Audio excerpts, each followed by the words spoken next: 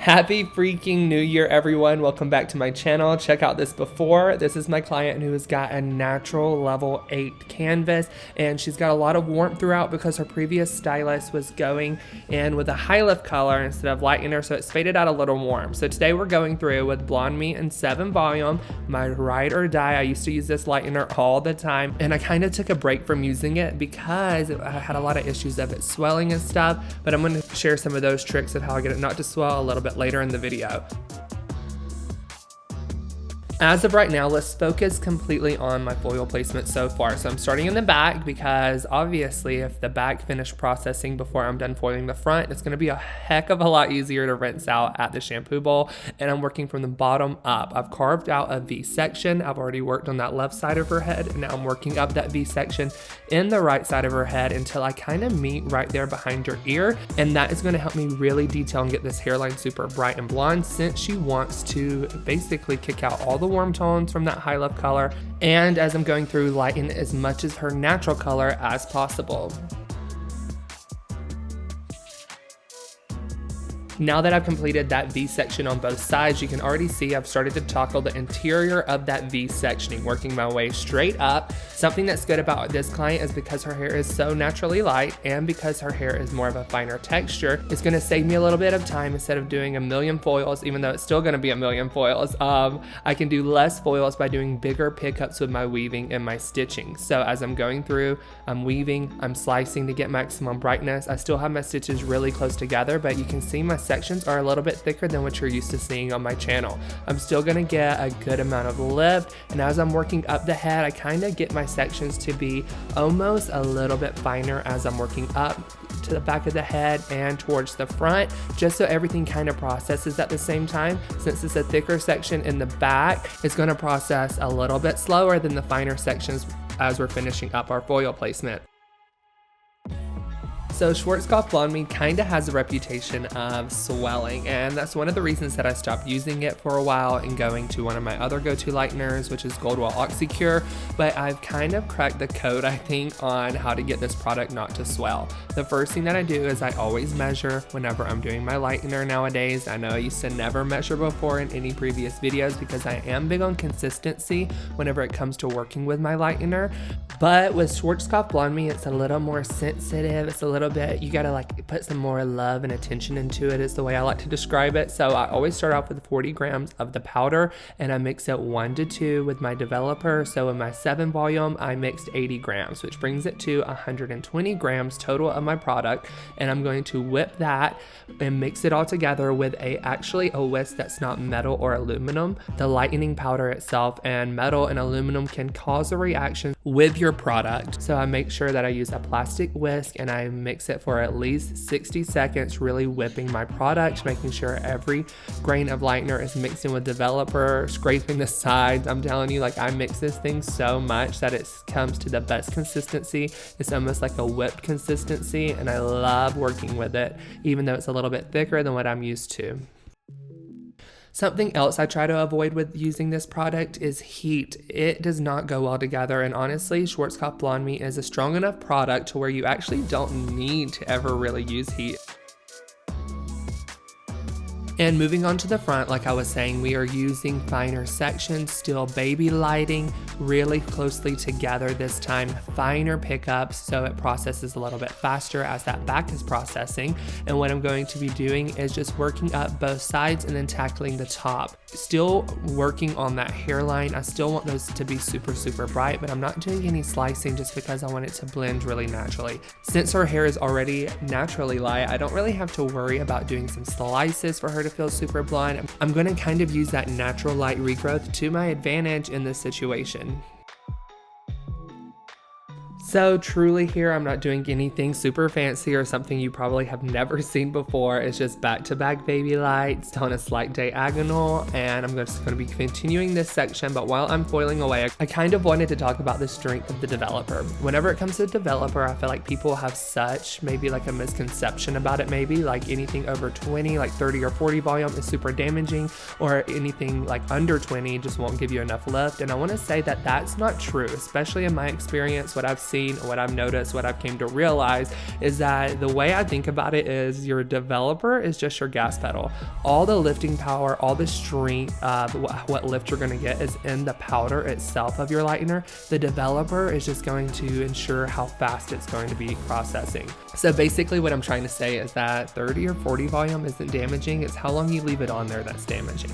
Yeah, it's going to open the cuticle a lot faster, it's going to process a lot faster, and I would never use that high of a developer on a canvas like today's model, but the old saying is true, slow and steady wins the race, especially whenever it comes to lifting hair, since it can be the most damaging thing that you could do to the hair if it's not done properly. So we're still going to get the same amount of lift as if we were using 20 volume everywhere, but we're just going to be going a lot slower with our 7 volume.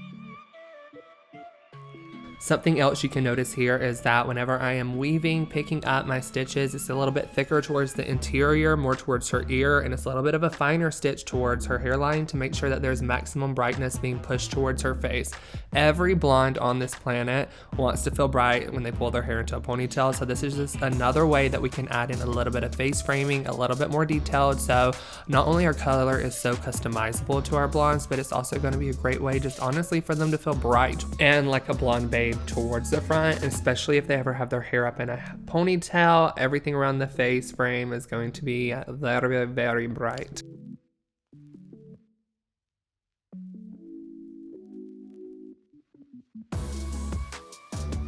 For clients who have more of a widow's peak or is a tousler and don't have a set part, this is going to be my favorite way to do their money piece. So I started off on that left side doing a few foils. You can see exactly what I'm doing on this right side. I'm going to be doing some back-to-back baby lights, kind of almost making another V sectioning to where I can meet in the middle and work my way from the hairline back into the interior of her hair. This is going to ensure that there's maximum brightness all the way around that widow's peak or however she decides to part her hair that day.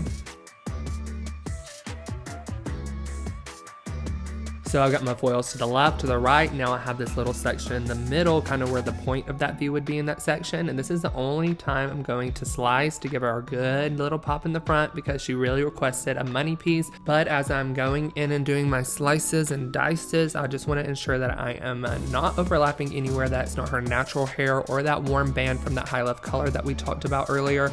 I want to make sure that these little fragile hairs, and you guys, these hairs are the most fragile because it's not only the hair that the client fiddles with and kind of like touches and moves around the most. These front hairs are what is going to be getting the most heat damage because it's what your clients can see in the mirror. They got to make sure the front hairline and everything looks perfect whenever they're like blow drying or curling or flat ironing anytime they're using heat on their hair.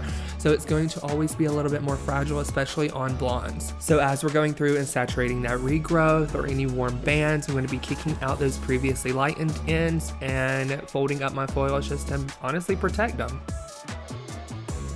Moving along to the top of the head, finally we have made it. Honestly, this did take me a while. I did a full highlight by myself. If you're used to watching my channels, you know that I have assistants and I usually can just take my time and be pretty particular because it's 2 people tag teaming ahead. So I finally made it to the top. What I'm going to be doing is going on a slight diagonal, the same pickup. I'm not doing any slices at this section because I still want there to be a slight dimension throughout. So I'm just going through the same exact highlighting, doing it on a slight diagonal. Honestly, I chose that on like 80% of my clients because I feel like it works the most with the head shape and I can really pack in a lot of foils whenever I'm doing it like this. And so now that she is fully processed, you can see that she left pretty darn even though we had that warm band throughout that we were tackling. Everything lifted out really nice and clean, which I was really thankful for. I knew her natural hair would lift perfectly, honestly, because she is like a level 8, but I was a little worried about that band, but thank God it did what I wanted it to, and we have a nice, clean, even lift to tone on.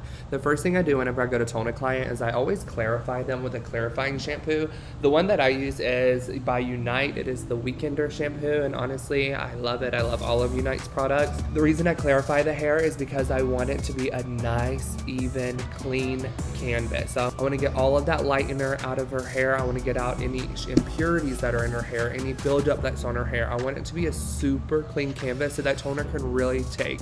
I honestly didn't think that this client needed a root tap, but she really did want one since she was a stylist. I took her word for it, but usually, honestly, if it was a regular client, I would do what I wanted to. So my formula for this is going to be 8N and 8NA. 8NA to counteract any warmth you get by lifting at the root, and then also 8N because that's her natural color. So that's just gonna soften that line, so whenever her hair does grow out, she can have longevity with this color because it's not gonna be a harsh line. I literally put on this root, combed it through, and then immediately went into toning without letting it process at all because I just wanted it to soften that foil line. And for her toner, what I mixed up is 9P and 9GI Redken Shades EQ because honestly, I feel like 9P is my go-to always. I feel like I could solve world hunger with 9P. That's how much I love it. 9P is a pearl, which is a blue and violet base, so it's going to be counteracting any orange tones. It's going to be counteracting any yellow tones. Basically, any warmth left in her hair is going to help tone it out. And 9GI is a gold iridescence, which I think just helps enhance any warmth that's left over that 9P wasn't strong enough to tackle. Something I've learned with toners is leave it on until it looks scary and then leave it on for 1 more minute. This toner actually wasn't ever looking scary. It wasn't really doing what I wanted it to, and it was just processing really nice and slow. So I ended up giving it a little extra kick with a little bit of purple shampoo and just let that sit until I got my desired tone. We added in 2 rows of Jay-Z Styles extensions in the color, the Natalie and the Freddie, just for slight dimension, and voila. You guys let me know what you think. I'm super excited about doing YouTube again. If you have any YouTube videos you want me to make for you guys, leave it in the comments below and I'll happily get to them. Thanks for watching. Don't forget to subscribe and I will catch you next Wednesday.